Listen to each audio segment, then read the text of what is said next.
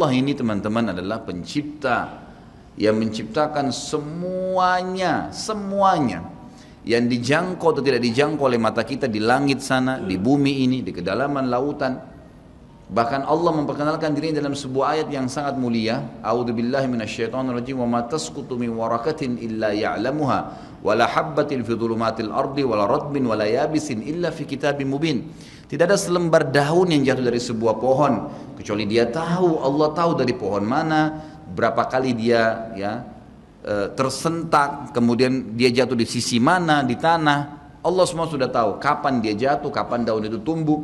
Dan tidak ada biji yang basah ataupun kering di dalam bumi kecuali Allah sudah catat semuanya di Lauhil Mahfuz. Allah itu latif, lembut dan mengetahui segala sesuatunya. Basir, ya, atas melihat semua segala satunya. Allah Maha Kuasa. Makanya tingkat tertinggi dalam iman, dalam agama kita adalah setelah Islam, kalau dia cuma kerjakan rukun Islam saja namanya Muslim.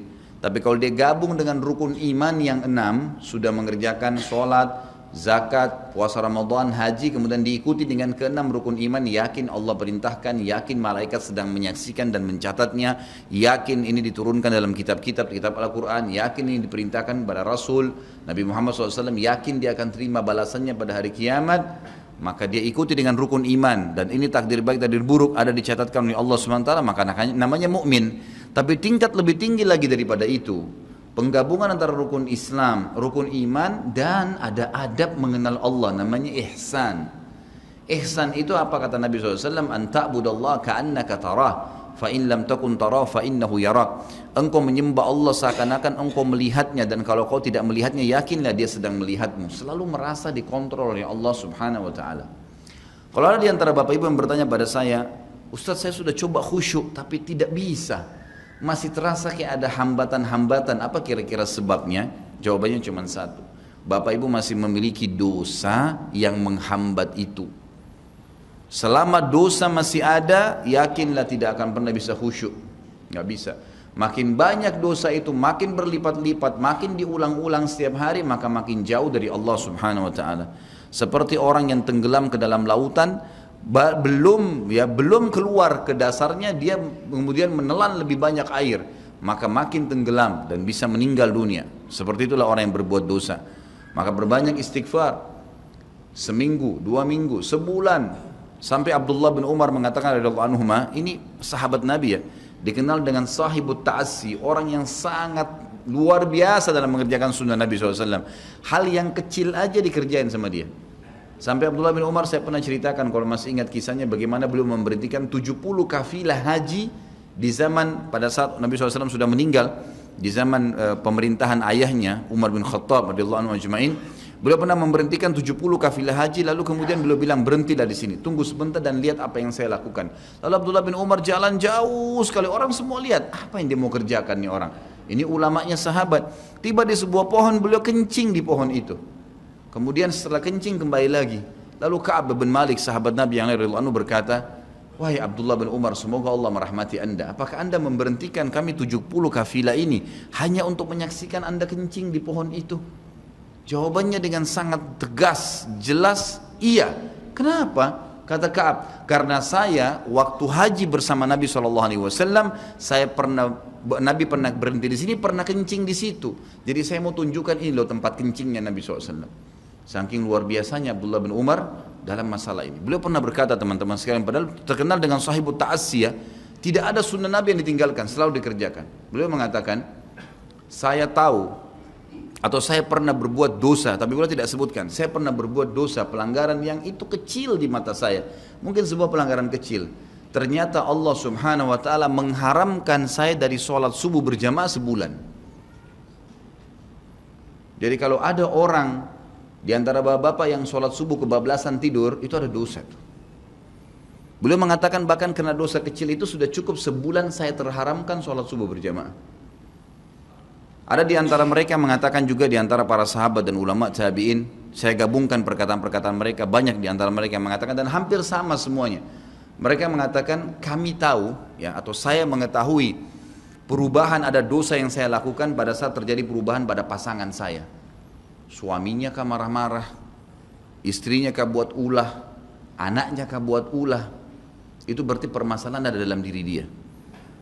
Mereka mengatakan, saya tahu ada kesalahan dosa yang saya kerjakan dengan Allah Azza wa Jal pada saat terjadi perubahan di pasangan hidup saya, anak-anak saya dan tunggangan saya.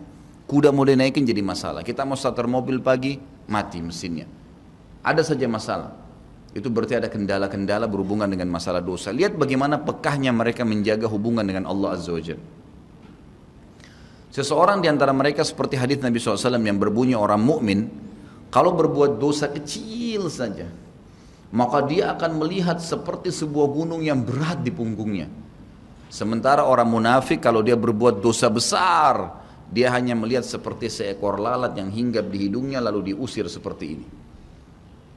Kiat teman-teman sekalian untuk dekat dengan Allah Subhanahu wa taala adalah kata kuncinya paksakan ibadah dan paksakan tinggalkan dosa. Harus dipaksa. Harus kita paksa jiwa kita ini. Cambuk jiwa itu, cambuk dengan ilmu dan keimanan. Mulai sekarang saya mau on time sholat di masjid, tidak mau ketinggalan. Apapun konsekuensinya, paksain. Sesuatu kalau sudah dipaksakan dan menjadi sebuah kebiasaan akan enak dikerjakan. Otomatis. Tapi kalau kita kendor, sesekali saja dikerjakan, maka akan luluh seperti biasa umumnya.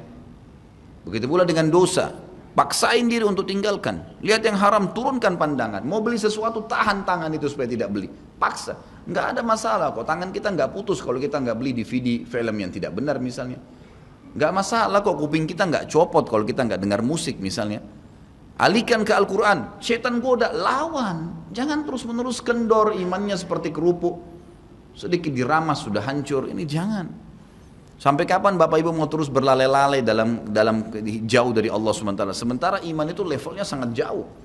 Makin kental, maka makin terus sampai para ulama mengatakan kenikmatan iman akan terus dirasakan oleh seorang hamba selama dia terus mendeteksi dirinya dan juga dia berusaha bermuhasabah setiap detiknya. Ini sudah ketaatan bukan? Ini sudah ketaatan bukan? Ada kemaksiatan ditolak sama dia. Harus begitu. Dan harus kita mulai dengan diri kita sendiri dengan cara memaksanya. Gak bisa enggak. Kita kalau nggak paksa nggak mungkin. Harus Bapak Ibu sekalian. Orang lain telepon nanti kita atau lihat perubahan, kamu alimnya, ingat. Majelis ilmu seperti ini Bapak Ibu sekalian. Saya sering ulangi kalimat ini. Saya nggak datang jauh-jauh dari rumah saya ke sini untuk menghibur Bapak Ibu cerita dongeng atau hibur Bapak Ibu duduk sini sejam 2 jam. Ini bukan. Ini kita sedang bahas wahyu. Wahyu ini penyampaian dari Tuhan, Allah pencipta langit dan bumi untuk membawa pada perubahan. Kalau Anda hadir di majelis ilmu dan Anda pulang setelahnya terasa, ya kenapa ya saya kayak merasa ada beban nih, kayak saya merasa bersalah, kadang-kadang kita menangis. Itu semua peringatan dari Allah Subhanahu wa taala. Ambil, oh ini berarti kebaikan, itu kebaikan. Karena Allah mau dengan perasaan itu kita berubah. Ada perasaan untuk berbuat dosa jadi takut karena sudah hadir di pengajian, itu tanda keimanan. Termotivasi untuk mengerjakan ibadah, hadir lagi di majelis, iya. Begitu teman-teman lihat kamu alim ya sekarang, iya alhamdulillah, saya sangat bersyukur sama Allah. Jangan malu ucapin itu. Alhamdulillah saya berubah, saya merasa luar biasa, saya bersyukur sama Allah karena Allah masih bisa berikan keselamatan saya sebelum saya meninggal. Mudah-mudahan kamu juga bisa rasainnya keimanan saya. Motivasi dia supaya dia mau ikut. Ini enggak. Kamu sekarang alim ya, masa pakai jilbab begitu? Kenapa kamu pelihara jenggot? Masa azan harus selalu ke masjid? Kemudian, oh iya ya, udah sini aja sholat sama saya. Kendor, sholat di rumah. Kendor, ganti lagi kembali jilbabnya jilbab gaul dan seterusnya. Ini sampai kapan kita mau tergoda nih kira-kira? Waktu terus berjalan. Ingat, setiap peluang ibadah, Bapak Ibu sekalian ingat, Allah peringatkan Anda dan saya seperti cuma ini, penyampaian. Dan kita yang mengubah diri kita. Tidak mungkin saya mengontrol Anda satu-satu di rumah Anda, atau tidak mungkin Allah Subhanahu wa taala menurunkan tangan dari langit. Tetapi Allah Subhanahu wa taala memberikan kepada kita penyampaian dan berikan hati nurani untuk bisa menyentuh hati nurani kita agar kita melakukan, ya, mengerjakannya. Harusnya begitu. Jangan pernah malu untuk berubah menjadi orang lebih baik. Yang malu itu kalau kita menjadi orang lebih buruk. Ingat, peluang-peluang ibadah yang Anda sudah sia-siakan, wallahi Bapak Ibu sekalian, demi Allah Anda akan sesali nanti. Di hari kiamat nyesal, ya Allah, kenapa dulu saya enggak puasa Senin itu ya? Nyesal, ya Allah, kenapa dulu saya enggak sholat tahiyat masjid ya? Saya malah duduk di depan masjid cuma ngobrol-ngobrol. Ya Allah, kenapa dulu saya enggak maksimal bacanya cuma surah pendek ya? Kenapa enggak surah panjang ya? Ini ibadah saja bisa kita sesalin, apalagi kalau dosa. Malah lebih parah itu. Menyesalnya luar biasa, tapi enggak ada gunanya. Peluang-peluang ibadah yang Anda sudah sia-siakan tidak akan pernah bisa diperbaiki. Gak bisa. Ini tadi kalau ada orang tidak ikut sholat sama kita berjamaah maghrib misalnya, kemudian mereka ikut di pengajian lalu merasa tersentuh, coba ya saya ikut dari awal ya. Memang betul, penyesalan bagus. Tapi sudah dicatat dan tidak akan pernah berubah di buku amal pada hari itu, jam itu, sholat itu telat. Pahalanya beda dengan orang yang awal waktu. Apa yang membuat dia telat? Ya dia sendiri, konsekuensinya. Jangan, ya gitu. Makanya motivasi Nabi SAW sangat banyak untuk mengerjakan sholat di awal waktunya, motivasi untuk di saf pertama, motivasi untuk tidak ketinggalan takbiratul ihram pertama imam, semuanya itu untuk menjaga hubungan dengan Allah Azza wa Jalla. Jadi untuk dekat dengan Allah harus memaksakan diri dalam ibadah dan harus memaksakan diri untuk meninggalkan dosa. Bagaimana tangganya untuk sampai ke sana? Ilmu, majlis ilmu. Hadir di majelis ilmu seperti ini Bapak Ibu sekalian, saya bukan mengatakan karena saya menyampaikan, siapa saja di antara teman-teman dai yang sampaikan, semoga Allah ikhlaskan niat kita semua, itu harus dihadiri, harus. Hadiri majelis ilmu akan mengubah kita. Kalau tidak, dengar, bawa Walkman, bawa headset, bisa dengar di HP kita. Sekarang bisa daripada kita nonton, orang banyak habisin pulsanya hanya nonton YouTube hal-hal yang tidak ada manfaatnya. Nonton ceramah tuh, dengarin sambil belanja, sambil macet di jalan, pasang headset di kuping, kemudian kita dengarin ceramah-ceramah itu. Tambah ilmu dengan ilmu, tidak ada kata cukup. Kata para ulama salaf, ilmu itu, ilmu syar'i yang merupakan tangga membawa kita kepada hubungan dengan Allah yang sangat baik, karena dengan keimanan akan muncul, iman akan muncul dengan ilmu itu, ya dia akan memberikan setengah hidupnya dengan cara kita membayar dia dengan seluruh hidup kita. Nggak bisa. Seminggu sekali itu nggak cukup, nggak cukup. Apalagi ada orang sebulan sekali, apalagi ada orang cuman kalau lagi ada waktu lowong, ini nggak bisa. Kita sibuk Bapak Ibu sekalian memberikan makan tubuh kita. Makan makanan, minum, macam-macam variasi. Betul untuk fisik, fisiknya sehat. Tapi ruhnya kurus, kerempeng, sakit. Itu luar biasa. Tapi kalau kita balik, fisik kita yang biasa, cukup kenyang sudah. Tapi ruh kita berikan kesehatan yang luar biasa. Orang kalau ruhnya yang sehat Bapak Ibu sekalian, semuanya jadi kecil buat dia. Julaibib radhiyallahu anhu sahabat Nabi itu, saking kecilnya badannya itu sampai diangkat oleh Nabi SAW dengan satu telapak tangan karena kecilnya badannya. Tapi di perang ya Uhud dia bisa membunuh 7 orang kafir. Tidak ada hubungannya dengan kecil badannya, tapi ruhnya kuat, besar. Waktu Nabi SAW balik dari perang Uhud dan terkalahkan oleh orang-orang kafir Quraisy dengan hikmah Allah Subhanahu Wa Taala, semua sahabat waktu itu mati syahid 70 orang. Di Uhud, sisa 630 orang bersama Nabi SAW, semuanya terluka. Dan minimal luka sahabat waktu itu minimal 7 luka. Sabetan pedang, hantaman tombak, sobekan, pokoknya luka semua sahabat. Sampai ada sahabat sudah nggak bisa jalan karena kakinya sobek, punggungnya sobek, dinaikin di kuda, tiba di rumah tinggal dibaringin. Lihat bagaimana para sahabat mengetahui bagaimana hubungannya dengan Allah Subhanahu Wa Taala dengan ilmu yang sudah tertanam yang Nabi SAW tanamkan dalam hati mereka, bisa mengubah segala sesuatu. Subhanallah, tiba pulang menjelang maghrib ke kota Madinah, istirahatlah para sahabat ini, mereka lagi obatin obat luka mereka. Nabi SAW dapat wahyu, menyuruh Nabi SAW dan para sahabat keluar mengejar Quraisy. Quraisy ini jumlahnya waktu itu ya 1.000 orang, maaf 3.000 orang pasukan Quraisy, yang terbunuh cuma sekian belas saja mereka. Dan mereka sudah merasa bangga dan pulang ke kota Madinah, pulang meninggalkan Madinah, karena Uhud itu dekat Madinah. Kemudian mereka bangga dengan itu. Keesokan paginya habis sholat subuh kata Nabi SAW, wahai sahabat-sahabatku, Allah Azza wa Jalla memerintahkan kita untuk mengejar Quraisy. Maka pulanglah masing-masing kalian di suku kalian, lalu motivasi siapapun yang ikut kemarin di Uhud, semua, mau sakit, mau enggak, mau luka, mau enggak, tapi ini luka semua nih. Minimal punya 7 luka ya. Kita kadang-kadang mungkin kuku kita kecabut aja sudah susah ke masjid. Ini sabetan pedang, sobek, rusak semua tubuh mereka. Dikatakan dalam riwayat sampai para sahabat ada yang tidak bisa ngomong karena sudah kesakitan yang luar biasa. Kata Nabi SAW, semua yang ikut di Uhud kemarin keluar lagi. 630 orang semua harus keluar. Bagaimana caranya? Pokoknya ngumpul keluar, perintah Allah. Coba bayangin, kita kadang-kadang habis olahraga saja capek, Diajak keluar sama istri atau diajak keluar sama suami, kita sudah nggak mau keluar. Capek biasa olahraga. Atau mungkin penat, capek duduk di kantor mau istirahat. Ini habis perang, badannya disabet-sabet, diajak berperang lagi nih. Apa yang terjadi teman-teman sekalian? Pulanglah pimpinan-pimpinan suku sahabat ini, dimulai dengan Sa'ad bin Mu'adz radhiyallahu anhu, sahabat Nabi yang mulia. Luar biasa ini. Orang ini pada saat meninggal, kata Nabi SAW, goncang arsy-Nya Allah dengan meninggalnya Sa'ad.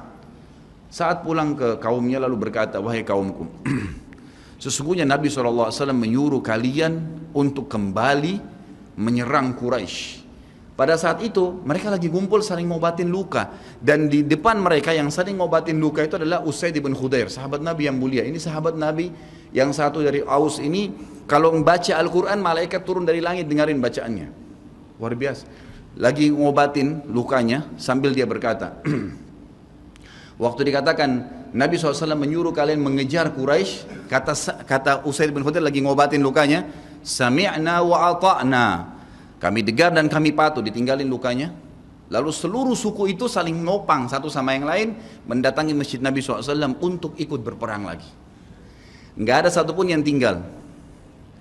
Ada yang luar biasa, saya terus terang nangis waktu dengar kisah itu, luar biasa. Dua orang anak muda Ansar, saya setiap kenang kisah ini selalu nangis, tidak bisa tahan karena luar biasa. Anak dua orang ini belasan tahun umurnya dan dua-duanya nggak bisa jalan, Bapak Ibu sekalian, tidak bisa jalan. Luar biasa, sudah sobek kakinya, sobek punggungnya, bahkan dikatakan di bagian leher ada irisan, di bagian lehernya ada irisan, gitu kan? Kesakitan. Dua-dua ini diturunkan dari kuda, ditidurkan, adik kakak nih. Tapi saya tidak ingat, namanya tidak disebutkan dalam kisah, tapi ini kisah luar biasa. Dan kemarin kebetulan Imam Masjid Haram atau saya lagi umrah nyebutin kisah itu juga. Hampir satu masjid orang menangis mendengarkan kisahnya. Dia mengatakan, waktu sampai ke telinga adik kakak ini umurnya belasan tahun ya, di bawah 20 tahun. Kalau Nabi SAW memanggil seluruh yang hadir di Uhud untuk kembali berperang. Ini mereka nggak bisa jalan nih. Si kakak bilang sama adiknya, kita nggak bisa tinggal di sini nih. Rasulullah SAW sudah memanggil kita untuk menjawab panggilan Allah. Kata adiknya, bagaimana caranya kita merangkak? Bagaimana caranya kita ke sana? Nggak ada yang bisa nopang. Ini berdua lagi sakit. Mereka cuma tinggal sama ibunya. Lalu berkata si kakak, sekali saya seret kamu, sekali kamu seret saya. Mereka saling seret satu sama yang lain, Bapak Ibu sekalian, sampai di hadapan masjid Nabi SAW. Lihat bagaimana iman mereka kepada Allah Subhanahu Wa Taala, luar biasa. Dan ini tidak bisa kecuali kalau dipaksakan. Kalau tidak dipaksakan nggak bisa. Semoga Allah SWT jadikan kita orang yang selalu memaksakan diri untuk ibadah. Karena kalau tidak, kita nggak paksakan, kita akan mati dalam keadaan konyol dan menyesal. Karena tingkatan-tingkatan di surga akan hilang. Percuma. Gitu. Baik, saya bacakan. Pasal kedua. Adab terhadap Allah Subhanahu Wa Taala. Seorang muslim hendaknya melihat segala sesuatu yang telah diberikan Allah kepadanya dengan tiada terhingga. Yakni berupa kenikmatan yang tak terhitung. Terlindungnya dia pada saat menempel di dalam rahim ibunya, ketika berupa nutfah atau air mani, menentukan perjalanan hidupnya hingga hari bertemu dengan Rabbnya Allah Azza wa Jal. Hendaknya ia bersyukur kepada Allah atas nikmat itu dengan lisannya, yakni memuji dan menyanjung Allah secara semestinya. Juga bersyukur kepada Allah dengan anggota badan, dengan cara menggunakannya di dalam ketaatan kepada Allah Subhanahu Wa Taala. Karena mengingkari nikmat, tidak mengakui kelebihan yang diberikan Allah, mengingkarinya beserta kebaikannya, bukanlah termasuk adab kepada Allah. Sebagaimana Allah berfirman dalam surah An-Nahl ayat 53, A'udzubillahi minasyaitonirrajim. Wa ma bikum min ni'matin faminallah. Dan apa saja nikmat yang ada padamu maka itu dari Allah datangnya. Dalam surah An-Nahl ayat 18 Allah berfirman, A'udzubillahi minasyaitonirrajim, wa in ta'uddu ni'matallahi la tuhsuha. Dan jika kalian menghitung-hitung nikmat Allah, maka kalian tidak akan mampu untuk menghitungnya. Begitu banyak nikmatnya Allah, Bapak Ibu sekalian. Kita berbuat maksiat, pelanggaran-pelanggaran, tapi Allah masih bisa memberikan kita oksigen gratis. Cahaya masih bisa ditangkap oleh mata kita. Telinga kita masih bisa menangkap suara sehingga mengetahui apa yang diinginkan oleh kita. Setelah bertahun-tahun berbuat dosa, dengan taubat kepada Allah, Allah bisa ampuni. Itu luar biasa. Nikmat Allah tidak bisa terhitung. Rugilah orang-orang yang tidak menyembah Allah Subhanahu Wa Taala. Dan kalau seandainya, kata Ibnu Taimiyah rahimahullah, Orang-orang yang bermaksiat kepada Allah itu tahu bagaimana nikmatnya keimanan yang ada dalam hati kami ini, sehingga kami bisa menangis dan kami bisa merasakan dekatnya dengan Allah, bahkan merindukan surga dan selalu merasa diri jauh dari neraka. Maka niscaya mereka akan membelah dada-dada kami dan mengambil keimanan itu, karena mereka tidak akan pernah merasakannya.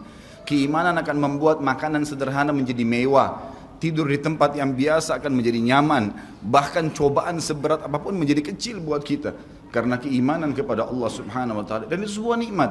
Itu hanya bisa dirasakan kalau kita betul-betul memaksakan diri beribadah kepada Allah Subhanahu wa taala. Allah berfirman dalam surah Al-Baqarah 152 dari selanjutnya, A'udzubillahi minasyaitonirrajim. Fadhkuruni azkurkum washkuruli wala takfurun. Ingatlah selalu aku, kata Allah. Selalulah berzikir, selalulah patuh, selalulah kerjakan ketaatan-ketaatan, nikmatilah yang halal, jauhilah yang dilarang, maka aku akan ingat kepada kalian. Bayangkan kalau seorang presiden mengingat kita, bagaimana bangganya kita disebut-sebut nama kita di hadapan orang-orang yang di sekitarnya. Bagaimana dengan Allah pencipta langit dan bumi yang mengingat kita. Dan bersyukurlah kepadaku dan jangan kalian mengingkari nikmat-nikmatku. Oleh karena itu, tidaklah beradab jika seseorang lari kepada sesuatu yang tidak memiliki tempat pelarian, bersandar kepada yang tidak memiliki kemampuan apapun, serta bertawakal kepada yang tidak mempunyai daya dan kekuatan. Allah Subhanahu wa taala berfirman dalam surah Hud ayat 56, A'udzu billahi minasyaitonir rajim, ma min dabbatin illa huwa akhidun binasiyatiha. Tidak ada sesuatu atau tidak ada suatu binatang pun melainkan dialah yang memegang ubun-ubunnya. Allah Subhanahu wa taala memegang semuanya. Harimau pun yang buas. Demi Allah Bapak Ibu sekalian, kalau Anda minta kepada Allah tidak akan bisa menerkam Anda. Pasti itu. Api pun tidak membakar Nabi Ibrahim alaihissalam karena memohon kepada Tuhannya api itu.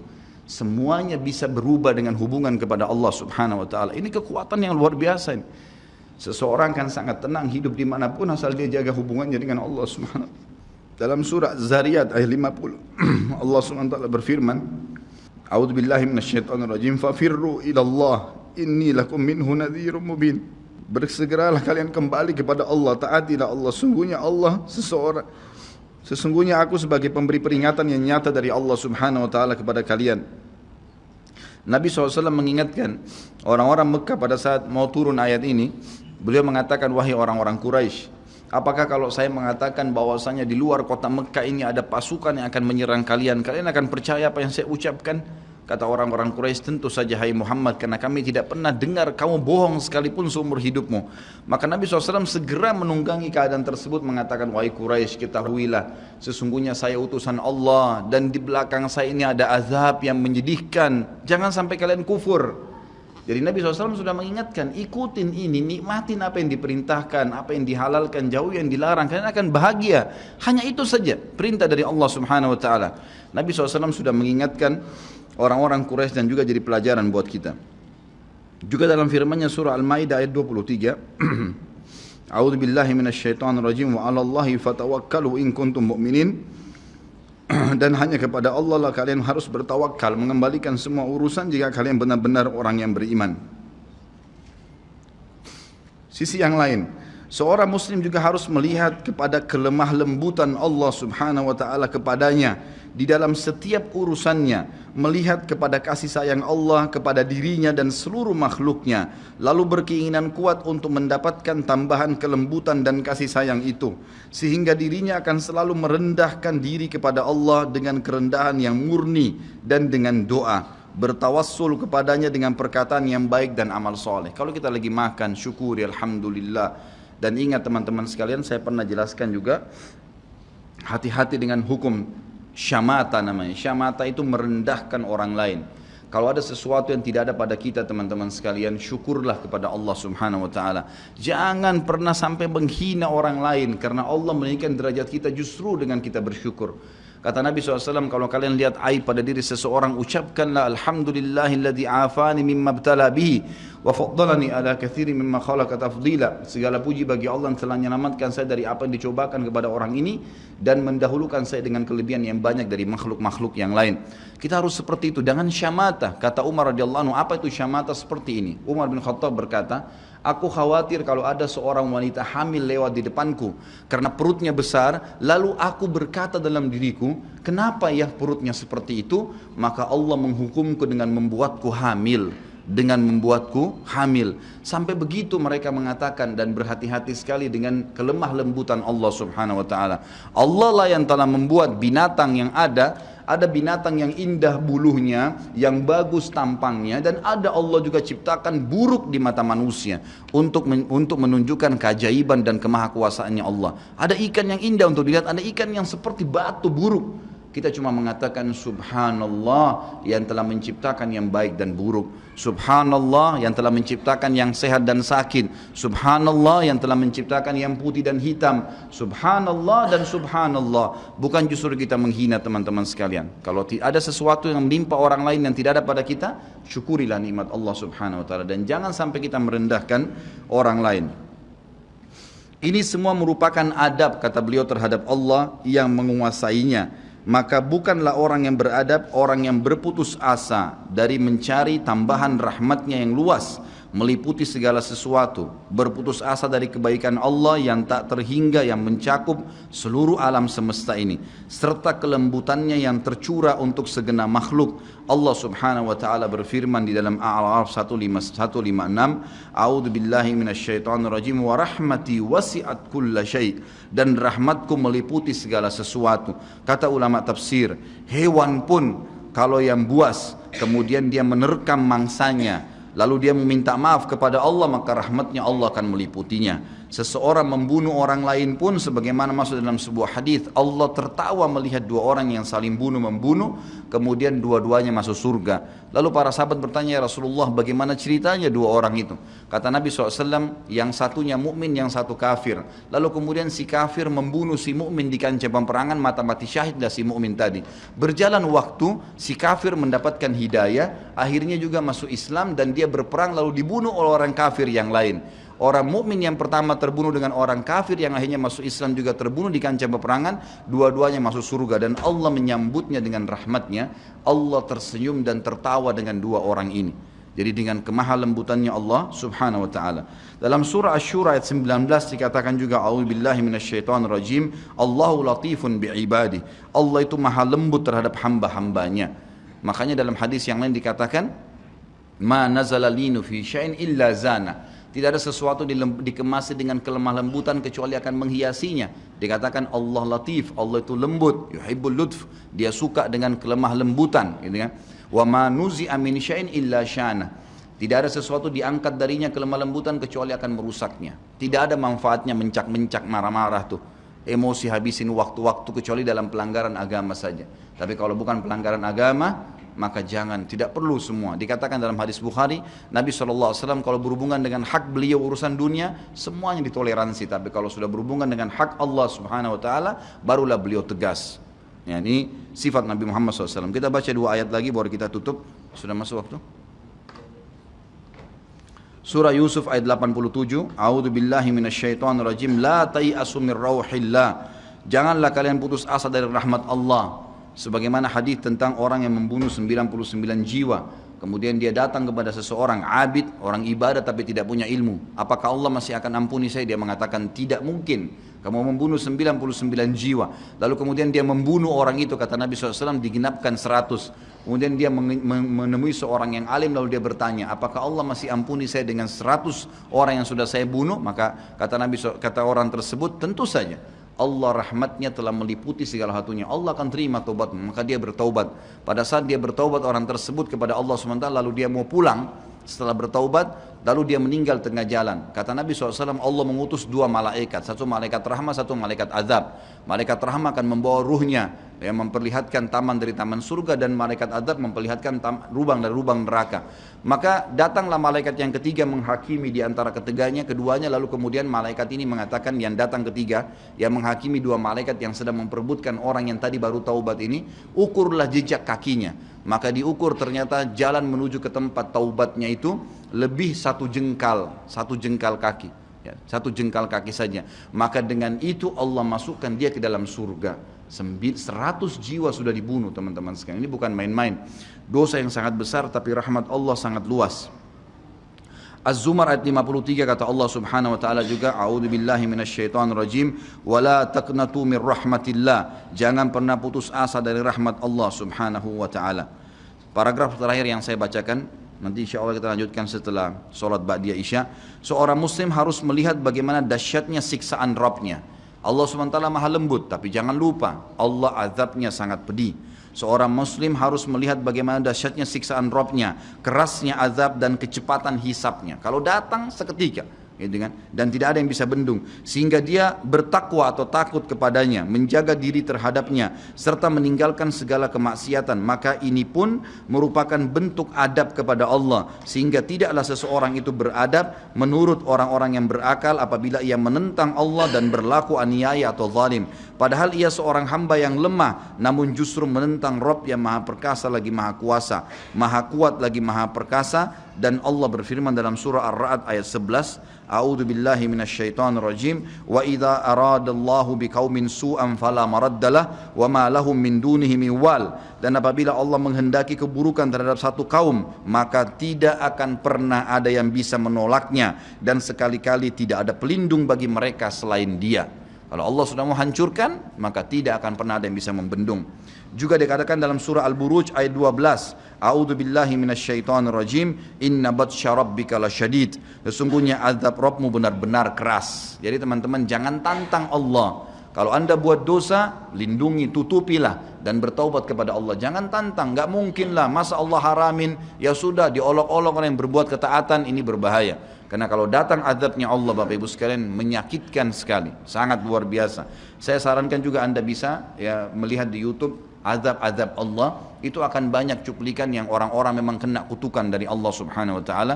Bisa mudah-mudahan menambah iman kita. Ayat yang terakhir adalah surah Al-Imran ayat 4 yang bunyinya, A'udzu billahi minasyaitonir rajim, wallahu azizun dzuntiqam. Allah itu maha perkasa, maha mulia, dan Allah mempunyai balasan siksaan yang sangat keras. Ingat, Allah memang maha pengampun, tapi Allah juga dari sisi lain azabnya sangat keras. Maka harus hati-hati Bapak Ibu sekalian dalam menjaga hubungan dengan Allah Subhanahu wa taala. Nanti kita lanjutkan lagi dengan yang tersisa setelah sholat